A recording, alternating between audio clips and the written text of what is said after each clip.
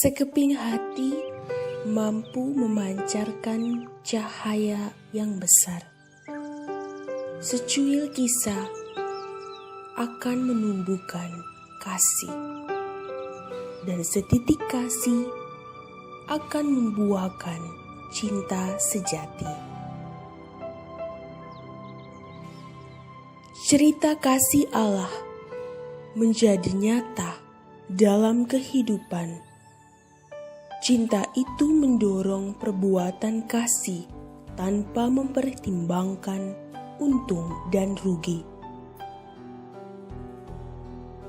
Suatu pemberian yang berharga dan istimewa lahir dari kepenuhan kasih dan sukacita batin. Maria, sosok yang diceritakan dalam Injil hari ini, memberikan sesuatu yang berharga bagi dirinya kepada Yesus. Maria adalah sosok perempuan yang tidak hanya mendengarkan ajaran Yesus, tetapi setia mewujudkannya dalam tindakan nyata. Tindakan meminyaki kaki Yesus dengan minyak narwastu dan menyeka dengan rambutnya sendiri adalah ekspresi cinta dan pemberian diri yang tulus. Maria mengungkapkan kasihnya kepada Yesus yang telah lebih dahulu berbuat kasih kepada keluarganya. Sikap Maria merupakan teladan hidup yang dikehendaki Tuhan bagi setiap anak manusia, terutama dalam memaknai cinta Tuhan dalam misteri sengsara dan wafat Yesus demi menyelamatkan dan menebus dosa manusia. Di sisi lain, Yudas tampil dengan menunjukkan kepeduliannya terhadap orang miskin. Tindakan Maria dilihatnya sebagai tindakan pemborosan dan tidak berguna.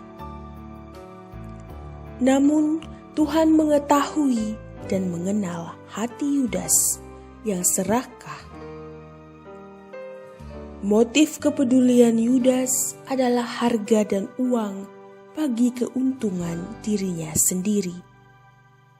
Dalam realita hidup kita dewasa ini, sering kita tampil sebagai Yudas-Yudas lain.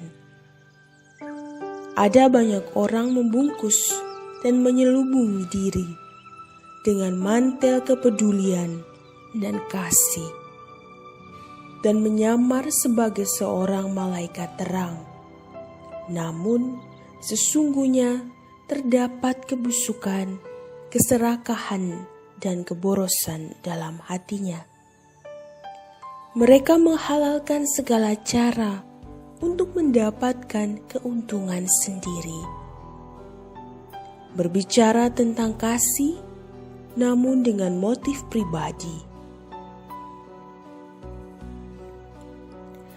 Sabda Tuhan yang diperdengarkan bagi kita menegaskan bahwa sebuah pelayanan yang muncul dari ketulusan hati dan pemberian diri yang berlandaskan cinta tanpa syarat akan mendatangkan kebahagiaan, sukacita, dan damai.